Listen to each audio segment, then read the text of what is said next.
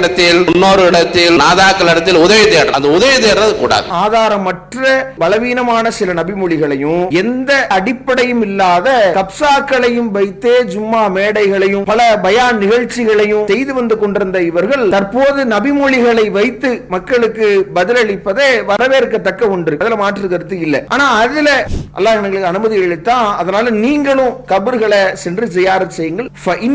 துதக்கிருள் மௌத்த, அது மரணத்தை நினைவுபடுத்தும் என்று அந்த செய்தி இருக்கிறது. சில செய்திகள்ல துதக்கிருள் ஆகிராது, மறுமையை நினைவுபடுத்தும் என்கிற மாதிரி பலவாறாக அந்த செய்திகள் இருக்கு. அதையும் அந்த சகோதரர் அதை குறிப்பிடுறார். தர்காவுக்கு சென்றால் அங்கு நடக்கிற அந்த அனாச்சாரங்களின் வாயிலாக ஒருவருக்கு மரண சிந்தனை ஏற்படுமா? அதே நீங்கள் குறிப்பிடுகிற ஆதாரபூர்வமான நபிமொழிகள்ல அதையெல்லாம் அல்லாஹ்வுடைய தூதர் கண்டித்து இருக்கிறார்களே, அதையே நீங்க குறிப்பிடல. நபி அவர்கள் அதை எப்படி கண்டித்து இருக்கிறார்கள்? செய்தி சஹீஹ் முஸ்லிம் இடம்பெறுகிறது. நபி அவர்கள் பொது மையவாடியில் மரணத்தை நினைவு கூர்வதற்காக அங்கு சென்று சந்தித்து வரலாம் என்று நபி அவர்கள் விட்ட அந்த அனுமதியை எப்படி நாம இந்த தர்கா என்கிற இதற்குள் நாம் ஜியாரத் செய்யலாம் என்பதற்கு ஆதாரமாக கொள்ள முடியும்? பெண்கள் ஜியாரத் செய்யக்கூடாது என்று ஒரு ஹதீஸை குறிப்பிட்டு அதன் அடிப்படையில் சொல்றாங்க. இப்பேற்பட்டவர்கள் தங்களுடைய கொள்கையை விளக்க போகிறோம் என்று மாநாடு நடத்தி மக்களுக்கு என்ன கொள்கையை சொல்ல போறாங்க என்பது ஒரு கேள்விக்குறியாக இருப்பதை நாம புரிய முடிகிறது. அஸ்ஸலாமு அலைக்கும் வரஹ்மத்துல்லாஹி வபரகாத்துஹு. அன்பிற்குரிய சகோதர சகோதரிகளே, கடந்த சில தினங்களுக்கு முன்னால் திருச்சி மாவட்ட ஜமாத்துல் உலமா சபை சார்பாக அஹ்லு சுன்னா வல் ஜமா கொள்கை விளக்க மாநாடு என்கிற பெயரில் ஒரு நிகழ்வு நடந்திருந்ததை நாம அறிந்து வைத்திருக்கிறோம். இந்த மாநாட்டில் பேசப்பட்ட பல விஷயங்கள் மார்க்கத்திற்கு முரணானவையாக, அவர்கள் எதை கொள்கையாக கொண்டிருப்பதாக அடையாளப்படுத்தி இருக்கிறார்களோ அதற்கே எதிராக அமைந்திருப்பதை நாம அதை பார்க்கிற போது அறிந்து கொள்ள முடிகிறது. இந்நிலையில் அந்த நிகழ்வின் ஒரு அமர்வில் தர்கா ஜியாரத் கூடுமா என்கிற கேள்வி ஒன்று கேட்கப்படுகிறது. அந்த கேள்விக்கு பதிலளிக்கிற போது ஒருவர் அது குறித்த பதில ஆதாரபூர்வமான ஹதீஸ்களில் கொண்டு அளிக்க தொடங்குகிறார். அதுல நிறைய மார்க்கத்திற்கு முரணான பல விஷயங்கள் இருந்தாலும் அவர் இந்த தர்கா ஜியாரத் என்பதில் நிறைய அனாச்சாரங்கள் நடக்கிறது, அதில் அல்லாஹ் அல்லாதவரிடத்தில் உதவி தேடுதல் இருக்கிறது, அதை தவிர்க்க வேண்டும் என்கிற வகையில் அவர் பேசியிருக்கிறார். ஜியாரத் செய்யறது முஸ்தாப். ஒரு ஜியாரத்தை செய்யல குற்றவாளியாக ஆகிவிட முடியாது. ஆனா இன்னைக்கு நடக்கிறது என்னன்னு சொன்னா, அங்கு சென்று அவுலியாக்கள் இடத்தில் இன்னொரு இடத்தில் நாதாக்கள் இடத்தில் உதவி தேடுறது, அந்த உதவி தேடுறது கூடாது. நம்ம சூரா ஃபாத்திஹா ஓதுறோம், இய்யாக நஅபுது வ இய்யாக நஸ்தஈன், யா அல்லாஹ் உன்னையே வணங்குகிறோம், உன்னிடத்திலே உதவி தேடுகிறோம் அப்படின்னு நீங்க பள்ளியாசல்ல சொல்றோம். பள்ளியாசலுக்கு வெளியே போய் அந்த மாதிரி காரியம் செய்யக்கூடாது. எல்லா மூமின்களும் இதே நிலை தான், எல்லா நேரத்திலும் சரி, பள்ளியாசல் மட்டுமல்ல எல்லா நேரத்திலும் இய்யாக நஅபுது வ இய்யாக நஸ்தஈன் இந்த நிலை வந்துருச்சுன்னு சொன்னா யாருக்கு எந்த விதமான திகட்டல் வராது. இப்படி அவர் பேசி இருக்கிற இந்த நிலையில் கடந்த ஒரு சில நாளுக்கு முன்னால் இந்த வீடியோ வெளியானதை ஒட்டியே கன்னியாகுமரி மாவட்டத்தை சார்ந்த ஜமாத்துல் உலமா சபை சார்பாக அவர்கள் தங்களுடைய லெட்டர் பேட்ல இருந்து அதிகாரப்பூர்வமான ஒரு கண்டன அறிக்கையை வெளியிடுகிறார்கள்.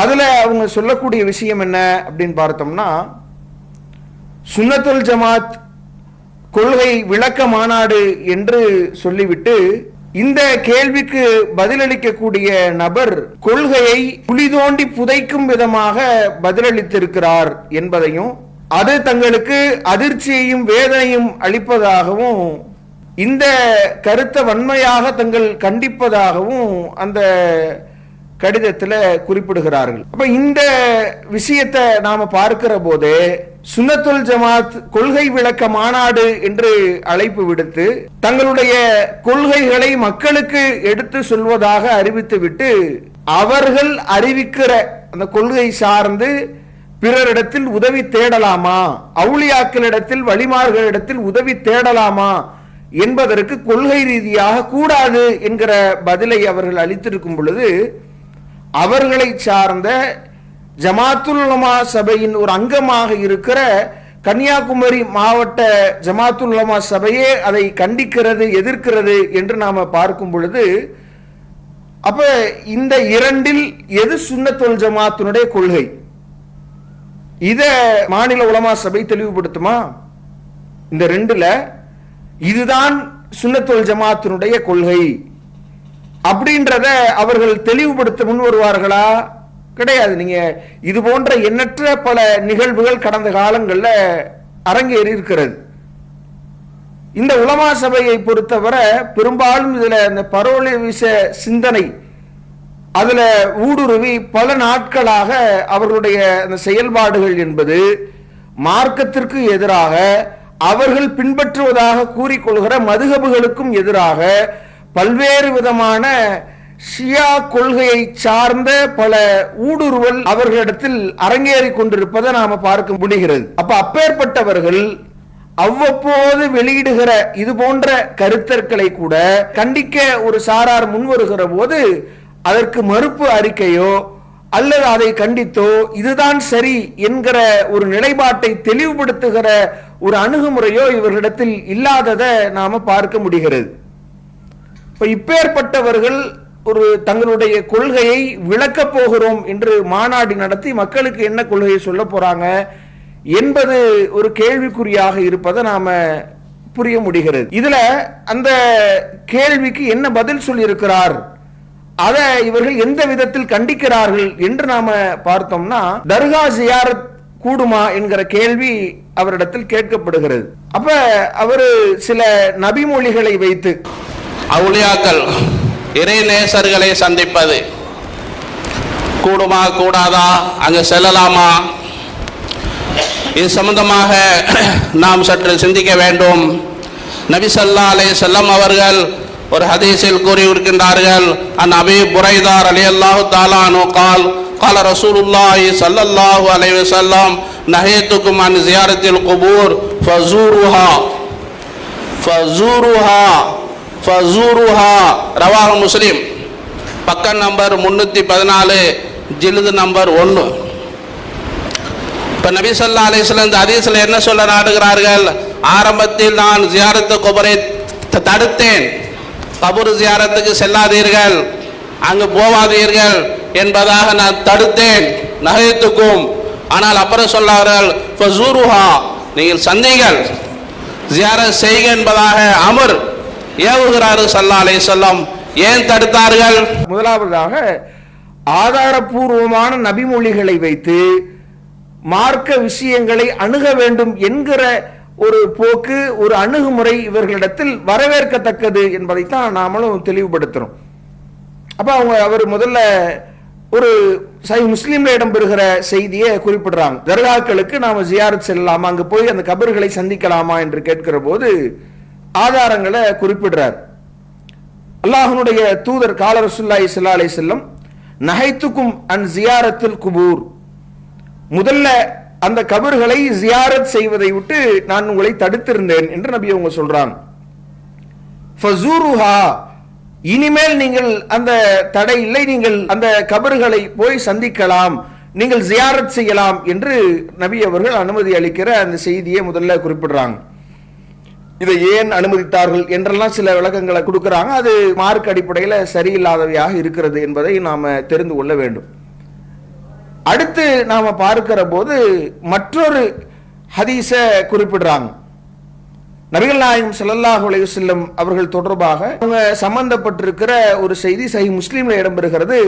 ஜார நபி ஸல்லல்லாஹு அலைஹி வஸல்லம் கபர் உம்மிஹி, நபி ஸல்லல்லாஹு அலைஹி வஸல்லம் அவர்கள் தனது தாயாரின் அடக்கத்தலத்தை ஜியாரத் செய்வதற்கு சென்றார்கள். ஃபபகா, அல்லாஹ்வுடைய தூதர் அங்கு சென்று அழுதார்கள். வஅபகாமன் ஹவுலஹு, நபி அவர்களை சூழ்ந்திருக்கிற அந்த நபித்தோழர்களும் அழுகிறார்கள். இந்த நேரத்தில் நபிகள் நாயகம் ஸல்லல்லாஹு அலைஹி வஸல்லம் சொல்றாங்க, இஸ்தகன்து ரப்பி ஃபீ அன் அஸ்தக்ஃபிர லஹா, இவர்களுக்கு பாவ மன்னிப்பு கேட்பதற்கு இறைவனிடத்தில் நான் கேட்டேன். ஃபலம் யூதன்லி, அல்லாஹ் எனக்கு அதற்கு அனுமதி அளிக்கல. ஏன்னா இறந்தவர் ஒரு இணை கற்பிப்பாளர் என்கிற போது அவர்களுக்கு பாவ மன்னிப்பு கேட்பது கூடாது என்கிற அடிப்படையில் அல்லாஹ் அதை தடுத்துறான். ஆனா அல்லாஹ் எதற்கு அனுமதி அளிக்கிறான்? அவருடைய கபரை சென்று ஜியாரத் செய்வதற்கு, சந்திப்பதற்கு எனக்கு அனுமதி அளித்தான் என்று நபி அவங்க சொல்றாங்க. ஏன் அந்த அனுமதி வழங்கப்படுகிறது? அல்லாஹ் எங்களுக்கு அனுமதி அளித்தான், அதனால நீங்களும் கபர்களை சென்று ஜியாரத் செய்யுங்கள். அது மரணத்தை நினைவுபடுத்தும் என்று அந்த செய்தி இருக்கிறது. சில செய்திகள்ல துதக்கிருள் ஆகிறாது, மறுமையை உங்களுக்கு நினைவுபடுத்தும் என்கிற மாதிரி பலவாறாக அந்த செய்திகள் இருக்கு. அதையும் அந்த சகோதரர் அதை குறிப்பிடுறார். நபியை கேட்டிருக்கிறார். நபி ஸல்லல்லாஹு அலைஹி வஸல்லம் தன்னுடைய தாயை சந்திக்க, தாயுடைய கபரை போய் ஜியாரத் பண்ண கேட்டிருக்கார். ஏன் தாய் நபியை ஏற்றுக்கொள்ளல? வஃபாத் ஆயிட்டா. முதல் நபியாகிறதுக்கு முன்பதாகவே நபி ஸல்லல்லாஹு அலைஹி வஸல்லம் நபி பட்ட கிடைப்பதற்கு முன்பதாகவே சிறு பிராயத்திலே அவர் தாய் இறந்து விட்டார்கள், தந்தை இறந்து விட்டார்கள். அந்த பாசத்துல நபி கேட்கிறார்கள், கபர்ல அழுகிறார்கள். அதை பார்த்து சஹாபாக்கள் அழுகிறார்கள். நபி கேட்கிறாரு, ரப்பி இஸ்தாதான் து ரப்பி, ரப்பிடத்தில் அனுமதி கேட்டேன். ஆனா பலம் அஸ்தக்ஃபிரலஹா, அந்த தாய்க்கு பாவ மன்னிப்பு கேட்பதற்காக வேண்டி பலம் யோதன் எனக்கு அனுமதி கொடுக்கவில்லை. அல்லாஹ் அனுமதி கொடுக்கல. அப்ப எதுக்கு அனுமதி கொடுத்தான்?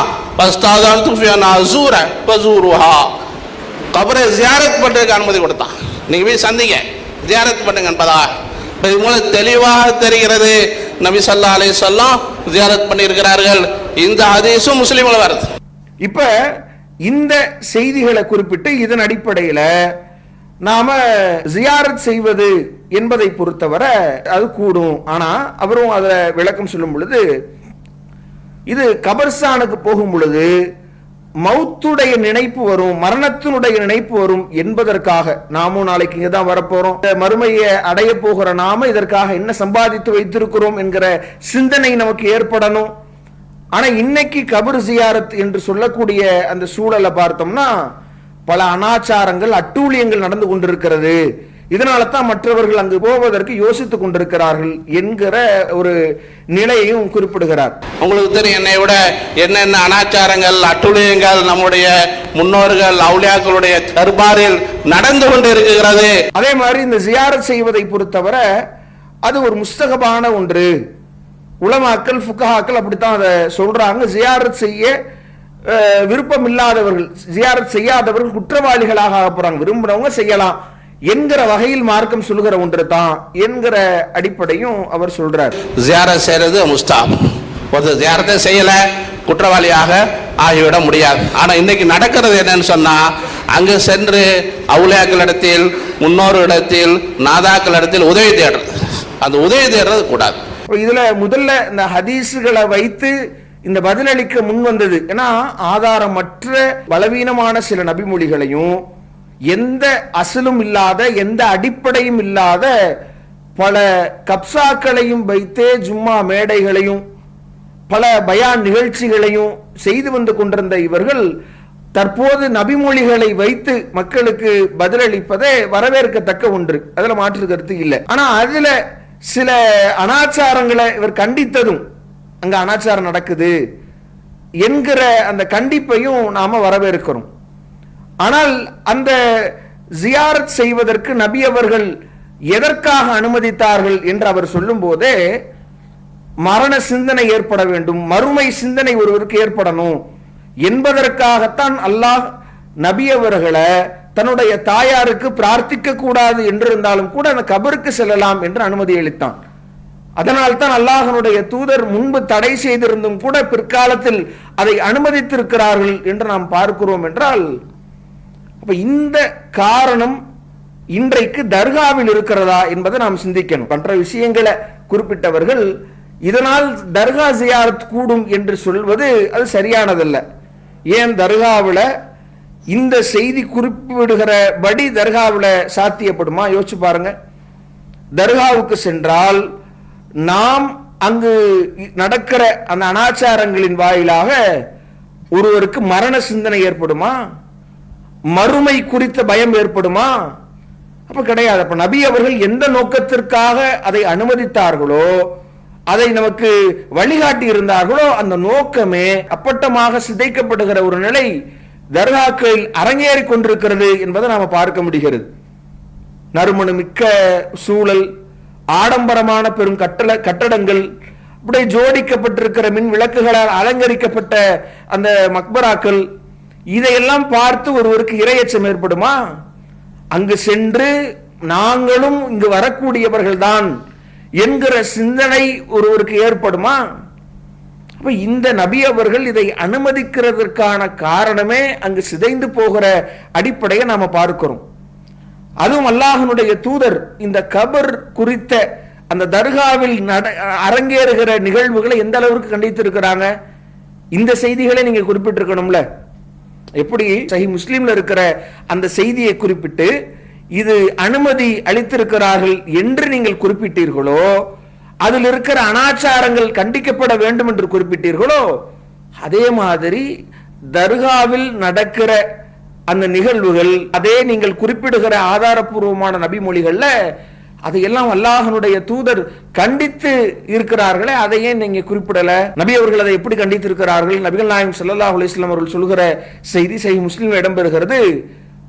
ஐ யூ ஹஸ்ஸல் கபரு, அந்த கபறுகள் பூசப்படுவதையும், வை யுகாத அலைஹி, அதன் மீது அமரப்படுவதும், வை யுபுனா அலைஹி, அதன் மீது கட்டடம் எழுப்பப்படுவதையும் அல்லாஹ்வுடைய தூதர் நஹா ரசூலுல்லாஹி ஸல்லல்லாஹு அலைஹி வஸல்லம் ரசூலுல்லாஹி ஸல்லல்லாஹு அலைஹி வஸல்லம் தடை செய்தார்கள். எவ்வளவு தெளிவா இருக்கு. பூசுவதோ அதில் அமர்வதோ அதில் கட்டடம் எழுப்புவதோ கூடாது என்றால் எத்தனை கட்டடங்கள் இன்றைக்கு அந்த கபர் மீது எழுப்பப்பட்டிருக்குது. இதை எப்படி நாம மார்க்கமாக அங்கு சென்று நபி அவர்கள் ஜியாரத் செய்ய சொன்ன ஒரு காரணத்தை ஒட்டி அனுமதித்திருக்கிற ஒன்றை வைத்து இந்த தர்கா ஜியாரத்தை அனுமதிக்க முடியும் என்பதை நாம் சிந்திக்கணும். அதே மாதிரி அல்லாஹ்வுடைய தூதர் எப்படியான எச்சரிக்கைகளை செய்திருக்கிறார்கள். சஹீஹ் புகாரியில பல இலக்கத்தில் பதிவு செய்யப்பட்டிருக்கிற செய்தி, லஅனத்துல்லாஹி அலல் யஹூதி வன் நஸாரா, யூத நஸாராக்களை அல்லாஹ் சபிப்பானாக, யூத கிறிஸ்தவர்களை. ஏன் தெரியுமா? அவர்கள் இத்தகது குபூர் அன்பியாயிஹிம் மசாஜித, அதை வணக்கத்தலங்களாக அந்த கபர்களை மாற்றிக்கொண்டார்கள் என்பதனால அல்லாஹுவின் சாபம் அவர்களுக்கு உண்டாகட்டும் என்று அல்லாஹ்வுடைய தூதர் சொல்லி காட்டுகிறார்கள். என்றால் நபிமார்களின் கபர்கள்ல கட்டடம் எழுப்பிய காரணத்தினால், அதை வணக்கத்தலமாக மாற்றிய காரணத்தினால் யூத கிறிஸ்தவர்கள் இறை சாபத்திற்கு உள்ளாகிறார்கள் என்றால் யாருன்னே தெரியாதவர்கள், அவர்கள் இறை நேசர்களாகவே இருக்கட்டுமே, நபிமார்களை விட சிறந்தவர்களா?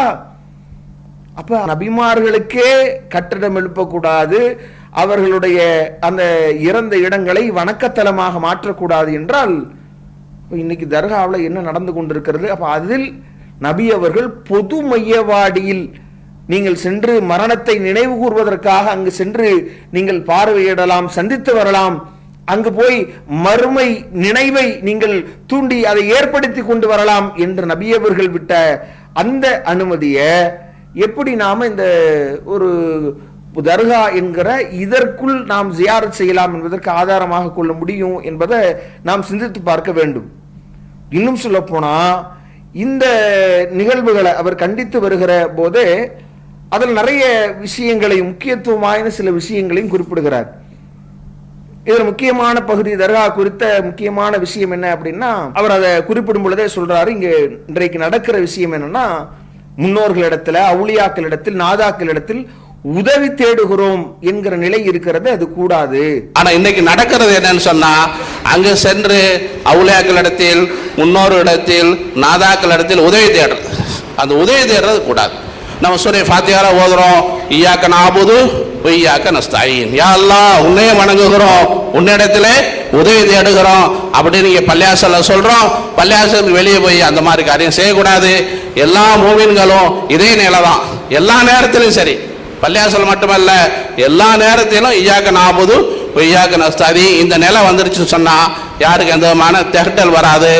சூரத்துல் ஃபாத்திஹால நாம அன்றாடம் என்ன ஓதுறோம்? இய்யாக நஅபுது வ இய்யாக நஸ்தஈன், நாம உன்னிடத்திலே உதவி தேடுகிறேன் என்று சொல்லிவிட்டு, உன்னையே வணங்குகிறேன், உன்னிடத்திலே உதவி தேடுகிறேன் என்று பள்ளிவாசலில் அல்லாஹ்விடத்தில் ஒவ்வொரு தொழுகையின் போதும் சொல்லிவிட்டு கேட்டுவிட்டு வெளியே சென்றதோடு நீங்கள் வேறு யாரிடத்திலும் கேட்கிறீர்கள் என்றால் அது தவறுதானே. இதனால்தான் பலர் அந்த இது விஷயம் தவறு என்று குறிப்பிடுகிறார்கள். அங்கு நடக்கிற அனாச்சாரங்களை கண்டுத்தான் இது தவறுன்றாங்க.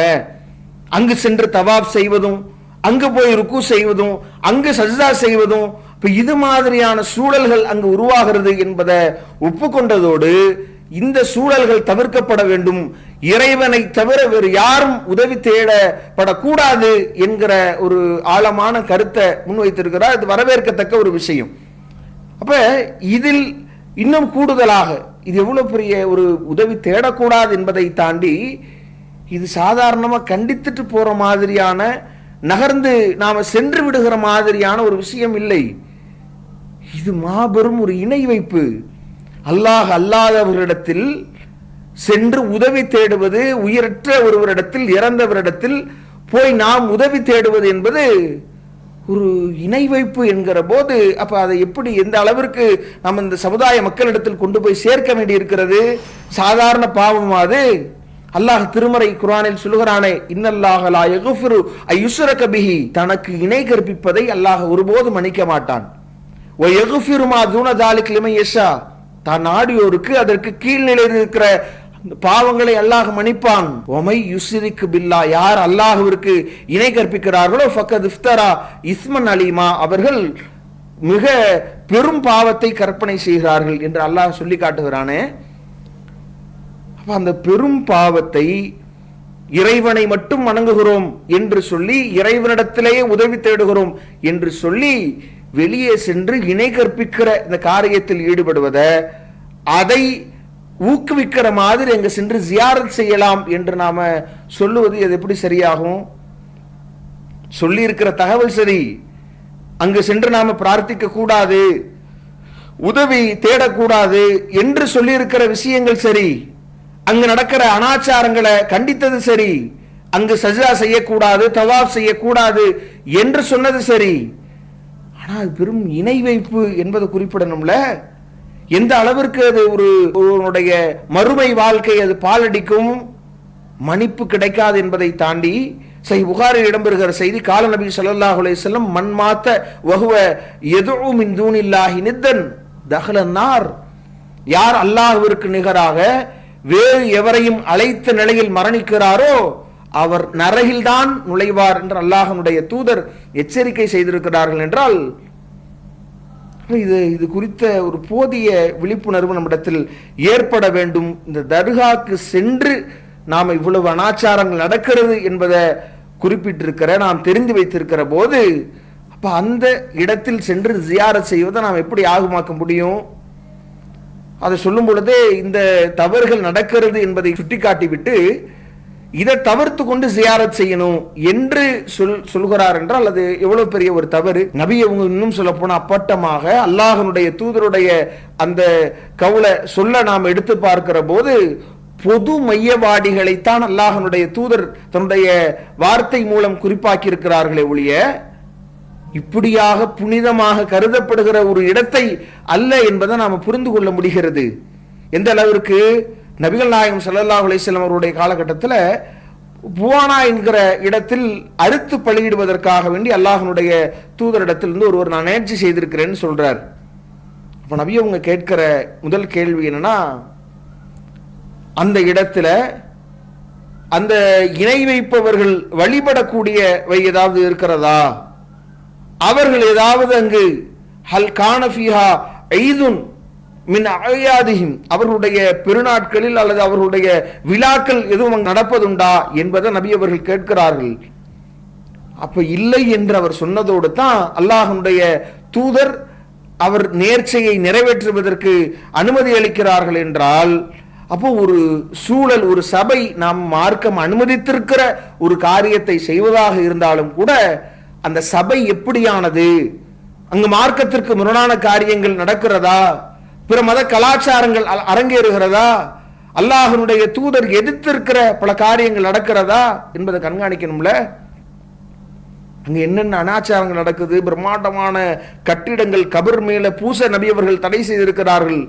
பெரும் ஒரு ஆண் பெண்கள் சேர்ந்து ஒரு உரசல், ஆடல் பாடல் கூத்து கும்மாளம் என்று அந்த சூழல்களே ஒருவருக்கு மரண நினைப்பை மறுமையை நினைவுபடுத்த முடியுமா அங்க போய்? அதே மாதிரி அங்க அல்லாஹ்வுடைய தூதர் எச்சரிக்கை செய்திருக்கிற எவ்வளவு நீங்க சொல்லியிருக்கிற 1-2 விஷயங்கள் தவிர்த்து, அங்கு சஜ்தா செய்வதை தவிர்த்து, அங்கு சென்று தவாப் செய்வதை தவிர்த்து விழுந்து அப்படியே கும்பிடுகிறார்களே, கையேந்தி அல்லாஹ்விடத்தில் பிரார்த்திப்பதை போன்ற அவரிடத்தில் பிரார்த்திக்கிறார்களே, அந்த இடத்தில் உட்கார்ந்து ஃபாத்திஹா ஓதுவது, அங்கு பிற மதத்தை காப்பி அடித்து அங்கு விபூதி அடிப்பது, சாம்பல் கொடுப்பது, கபரை முத்த விடுவது, சந்தனம் தெளிப்பது, பூ வைத்து அந்த கபரை அலங்கரிப்பது என்று இப்படி மார்க்கத்திற்கு புறனான அவ்வளவு காரியங்களும், பல இணை வைப்பு, பல பிதத்தான காரியங்கள் அங்கு அரங்கேறுகிற போது ஒரு முஃமின் எப்படி அங்க போய் நபி வழியின் அடிப்படையில் அவன் ஜியாரத் செய்ய முடியும்? யோசிச்சு பாருங்க.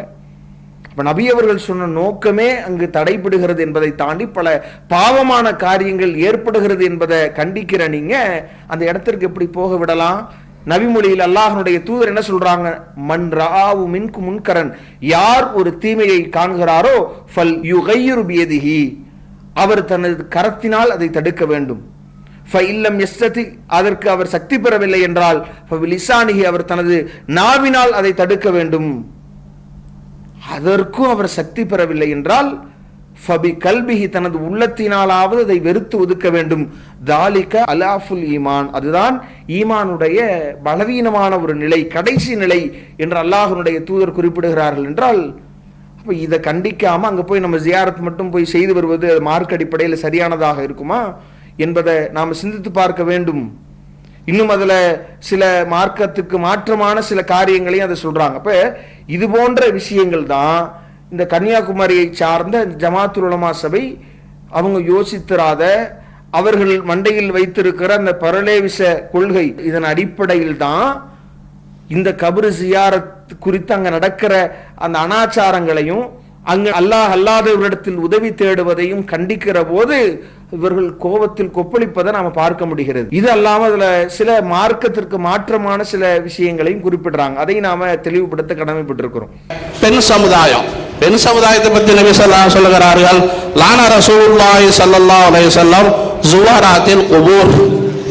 நபி ஸல்லல்லாஹு அலைஹி சொன்னார்கள், அதாவது ஜியாரத் செய்யக்கூடிய பெண்களை சபித்து இருக்கிறார்கள், லானத் செய்திருக்கிறார்கள். அதுவும் இங்க வருது, ரவா திருமதி ஷரீஃபில் வருது, ஜில்து அவ்வல் 203 இந்த ஹதீஸ் வருகிறது. ஏன் பெண்களுக்கு அனுமதி கம்மி, ஆண்கள் அனுமதி கிடையாது. ஏன்னு சொன்ன அது காரணம் சொல்றாங்க, பெண்களுடைய உள்ளம் மிக இலகிய உள்ளம், அங்கு சென்றால் அவர்களுக்கு பதஷ்டங்கள் ஏற்படும், சட்டையை கழித்துக் கொள்வார்கள், அதே மாதிரி கத்துவார்கள், கதறுவார்கள், அது அவ்வளவு தேவையும் இல்லை.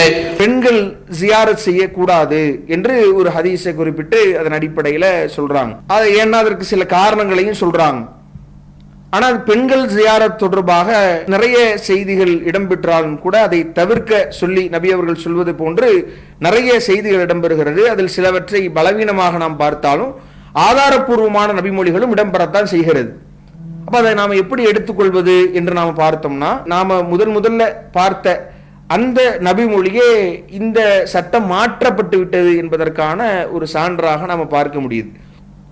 ஏன்னா அல்லாஹ்வுடைய தூதர் முன்பு தடுத்து இருந்ததையும் ஃபஸூருஹா, இப்போது நீங்கள் ஜியாரத் செய்து கொள்ளலாம், மன்னரைகளை பொது மையவாடிகளை சென்று நீங்கள் பார்வையிடலாம், அங்கு சென்று நீங்கள் மரணத்தை நினைவு கூர்ந்து விட்டு வரலாம் என்று நபி அவர்கள் அனுமதித்திருக்கிற அந்த அனுமதியே இந்த சட்டம் மாற்றப்பட்டுருச்சு என்பதை நமக்கு புரிய வைக்கிறது. இது அல்லாம அல்லாஹ்வுடைய தூதர் இடத்தில் வேறு சில நபிமொழிகளையும் சஹீஹ் முஸ்லிம்ல இடம்பெறுகிற அந்த நபிமொழிகள் நாம் பார்க்கிறோம். அன்னை ஆயிஷா ரலியல்லாஹு அன்ஹா அவர்களிடத்தில் அல்லாஹ்வுடைய தூதர் சொல்லுகிற போது, பக்கி வாசிகளிடத்தில் அல்லாஹ்வுடைய தூதர் அந்த மதீனாவில் இருக்கிற பக்கி என்கிற அந்த மையவாடிக்கு சென்று அங்கு அவர்களுக்காக பிரார்த்தனை செய்யுமாறு ஜிப்ரீல் அலைஹிஸ்ஸலாம் அவங்க எனக்கு சொன்னாங்க என்று அல்லாஹ்வுடைய தூதர் சொல்லும் பொழுது, அதுல அன்னை ஆயிஷா ரலியல்லாஹு அன்ஹா அவங்க கேட்கிற கேள்வி என்னன்னா, அங்கு சென்றால் நாங்கள் என்ன மாதிரியான பிரார்த்தனையை நாங்கள் சொல்ல வேண்டும் அப்படின்றத அவங்க கேட்கிறாங்க. கைஃப அகூல் லஹும் யா ரசூலுல்லாஹ், அல்லாஹ்வுடைய தூதரே அங்கு சென்று நாங்கள் என்ன பிரார்த்தனையை சொல்வது என்று தான் சொல்லுவதை கேட்கும் பொழுது அல்லாஹ்வுடைய தூதர் அங்கு சென்று அவர்களுக்காக நாம் செய்ய வேண்டிய பிரார்த்தனையை சொல்லித் தருகிறார்கள் என்பதையெல்லாம் பார்க்கிறோம். இதே மாதிரி நிறைய செய்திகள் பிறகு அல்லாஹ்வுடைய தூதர் அனுமதித்திருக்கிறார்கள் என்பதை குறிப்பாக்குற மாதிரி அன்னை ஆயிஷா ரலியல்லாஹு அன்ஹா அவரிடத்தில் கேட்கப்படுகிற போது ஹாக்கிமில் இடம்பெறுகிற செய்தியில நபி அவர்கள் முன்பு தடை செய்திருந்தார்கள், பிறகு அதை அனுமதித்திருக்கிறார்கள் என்பதை அவங்க சொல்கிற நிகழ்வுகளை நம்ம பார்க்கிறோம். அப்ப பெண்களும் பொது மையவாடிக்கு செல்லலாம். இது ஆதாரமாக வைத்து நம்ம அந்த இவர்கள் ஒரு மோசமாக பல மார்க்கத்திற்கு முரணான காரியங்கள் அரங்கேறுகிற இடமாக தர்காக்களை ஆக்கியிருக்கிறார்களோ அதற்கு செல்வதற்கு இது ஆதாரமாக நம்ம கொள்ள முடியாது என்பதையும் கவனத்தில் கொள்ள வேண்டும். அடுத்து அவங்க சொல்லும் பொழுது இந்த பெண்கள் வீட்டில் இருந்து கொண்டே ஈசால் சவாப் செய்து கொள்ளணும் என்கிற மாதிரி சில அடிப்படைகளும் சொல்றாங்க. வீட்டில் இருந்து கொண்டே அவர்கள் தன்னுடைய சொந்தக்காரருக்கு ஈசால் சவாபுகள் செய்து கொள்ளலாம். ஈசால் சவாப் என்றால் என்ன? இன்றைக்கு உயிரோடு இல்லாத இறந்த ஒருக்காக வேண்டி சில நல்லமல்களை நாம செய்தோம்னா அது அவர்களுக்கு நன்மையை சேர்க்கும் என்கிற ஒரு நம்பிக்கையில தான் இந்த ஒரு அடிப்படையை சொல்றாங்க. இதுல அல்லாஹ்வுடைய தூதர் காட்டி தந்திருக்கிற சில விஷயங்களும் இருக்குது. நாம அவர் கடனாளியாக இருந்தால் அந்த கடனை எப்படி நாம பொறுப்பேற்கிறோமோ அது போன்று அவர் ஹஜ் கடமையான நிலையில் அவர் மரணித்திருந்தார்னா அவர் சார்பாக ஹஜ் செய்வதையும், நோன்பு கடமையாகி இருந்து அதை அவர் நோற்காமல் விடுபட்டு அதற்குள்ளாக மரணித்திருந்தால் அந்த நோன்பை எடுத்து நோற்கலாம் என்றும், அவர்களுக்காக நாம் பிரார்த்தனை மூலமாக பிரார்த்தனை செய்து கொள்ளலாம் என்றும் தர்ம செய்வதற்கான சில அடிப்படைகளையும் நாம் ஹதீஸ்கள்ல பார்க்க முடியுது. ஆனா இது அல்லாம இன்றைக்கு திருக்குரான ஹத்தம் நாங்க ஓதுறோம், ஃபாத்திஹா ஓதுறோம் என்கிற மாதிரியான சில அவர்களுக்காக யாசின் ஓதுறோம் என்கிற மாதிரி இப்படியான சில மார்க்கத்திற்கு முரணான காரியங்களை செய்யறாங்க. நபிகள் நாயகம் ஸல்லல்லாஹு அலைஹி வஸல்லம் அவர்கள் ஒருபோதும் யாருக்கும், நபி அவர்கள் உயிரோடு இருக்கிற போது அவ்வளவு தன்னுடைய மகள்கள்ல ஃபாத்திமா ரலியல்லாஹு அன்ஹா அவர்கள் தவிர்த்து நபி அவர்கள் உயிரோடு இருக்கிற போதே அவ்வளவு பேர் மரணிக்கிறாங்க. தன்னுடைய 2 மகன்கள் மரணிக்கிறார்கள், தன்னுடைய பேர குழந்தை மரணிக்கிறார்கள், எவ்வளவோ பல சஹாபாக்கள் மரணித்திருக்கிறார்கள். நபி அவர்கள் ஹத்தம் ஃபாத்திஹா ஓதல. நபிகள் நாயகம் ஸல்லல்லாஹு அலைஹி வஸல்லம் அவர்கள் குர்ஆனை ஓதி அவர்களுக்கு பார்சல் அனுப்பல. அப்போ இந்த ஆதாரங்களின்படி அது மார்க்க அடிப்படையில் தவறானது என்பதையும் நாம் புரிந்து கொள்ள வேண்டும். அப்போ இது போன்ற அந்த விஷயங்கள் தான் இந்த ஒரு உலமா சபை சார்பாக ஏற்படுத்தப்பட்ட அந்த மாநாட்டினுடைய நிகழ்வுல சொல்லப்படுகிறது. இதை கண்டித்து தான் இவர்கள் சொல்லி இருக்கிற இது போன்ற சில அந்த வாசகங்களை கண்டித்துத்தான் இவர்களுக்குள்ளாகவே இன்னொரு அவர்களை சார்ந்த கன்னியாகுமரி சார்ந்த உலமா சபையிலிருந்து கண்டனங்களை தெரிவிக்கிறார்கள் என்றால், கொள்கை விளக்கம் என்று சொல்லி ஒரு கொள்கையை இவங்க மக்களுக்கு சொல்லும் போது கொள்கை ரீதியான பிழைய அதுதான் பெரிய விஷயம் என்பதற்காகத்தான் நாங்கள் இந்த மாநாடை ஏற்பாடு செய்திருக்கிறோம் என்றெல்லாம் சொல்லிவிட்டு அந்த கொள்கையை சீர்குலைக்கிற மாதிரியான நிலைப்பாடை ஒவ்வொருவரும், ஏன்னா கொள்கையில பாதிப்பு ஏற்பட்டால் அது பெரிய விஷயம், அது மோசமானது, நரகத்திற்கு அழைத்து சென்றும், கொள்கைதான் முக்கியம் என்றெல்லாம் பேசுறாங்க. உங்களுடைய அந்த உரைகள் மொத்த சாராம்சங்களை நீங்க பார்த்தீங்கன்னா அப்படி இருக்கிற போது இவர்கள் அது தவறு, அது அப்பட்டமாக ஒரு அல்லாஹ் தவிர்த்து வேறு யாரிடத்தில் நாம எதிர்பார்ப்பது உதவி தேடுவது என்பது மிக மோசமான செயல் என்று சொல்லுகிற போது அதை ஆதரித்து உலமா சபை சார்ந்த அந்த பெரும் கூட்டமே அந்த குழுவினர்களை இன்றைக்கு வெளியிடுகிறார்கள் என்றால் அப்ப எது சரி என்பதை மக்களுக்கு தெளிவுபடுத்த வேண்டிய கடமை இந்த ஜமாத் உலமா சபைக்கு இருக்கிறது. அதை தெளிவுபடுத்துமா என்பதை நாம பொறுத்திருந்து பார்ப்போம். இதை மார்க்க அடிப்படையில் இது மாதிரியான சில அணுகுமுறைகள் சரியா குர்ஆன் ஹதீஸின் அடிப்படையில் மக்களுக்கு பதில் சொல்ல வேண்டும் என்பதையும் நாம வரவேற்கிறோம். அதே நேரத்தில் இதை தயவு தாட்சிணியமின்றி இந்த தர்கா வழிபாடுகளை இதுல இருக்கக்கூடிய பிழைகளை அது ஒரு ஹதீஸை நாம எடுத்து அதுல இருக்கிற தவறுகளை அதுல இருக்கக்கூடிய மார்க்க சட்டங்களை சொல்வதை போன்று பரவலாக அப்ப தர்காவே கூடாது என்பதற்கு எண்ணற்ற பல ஆதாரங்கள் இருக்கும் பொழுது அதை மக்கள் மத்தியிலே தெளிவுபடுத்தி மக்களை நல்வழியின்பால் அழைக்க வேண்டும் என்கிற ஒரு அடிப்படையை சொல்லிக் கொண்டு முடிக்கிறோம். வாஹிருதாவனா அல்ஹம்துலில்லாஹி ரப்பில் ஆலமீன். அஸ்ஸலாமு அலைக்கும் வரஹ்மத்துல்லாஹி வபரகாத்துஹு. இஸ்லாம் மற்றும் சமுதாய செய்திகளை அறிந்து கொள்ள தமிழ்நாடு தௌஹீத் ஜமாஅத் யூடியூப் பக்கத்தை உடனடியாக சப்ஸ்கிரைப் செய்து கொள்ளுங்கள். மேலும் பெல் பட்டனையும் கிளிக் செய்து கொள்ளுங்கள்.